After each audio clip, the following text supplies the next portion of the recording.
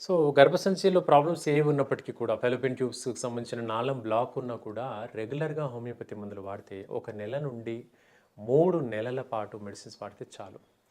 3 months కల్లా conceive అయ్యే అవకాశాలు ఎక్కువగా ఉంటాయి. ఇప్పుడు ఈ ట్యూబల్ బ్లాకేజ్ అంటాం మనం. ఆ గర్భసంచిలోని ఫెలోపియన్ ట్యూబ్ బ్లాక్ అయ్యి ఉన్నది 1-3 మంత్స్‌లో కంప్లీట్‌గా డిజాల్వ్ అయిపోతుంది. దాన్ని ఇంకా సర్జరీ చేసి ఓపెన్ చేయాల్సిన అవసరం కూడా లేదు. హోమియో మందుల ద్వారానే మనము అది బెటర్‌మెంట్ చేయొచ్చు. అంటే నాళం ఓపెన్ అయ్యేలా చేయొచ్చు. దాన్ని అది ఓపెన్ అయిందనుకోండి ఓవా విడుదల సక్రమంగా అవుతుంది. సో, కన్సీవ్ అయ్యే అవకాశం ఉంటుంది.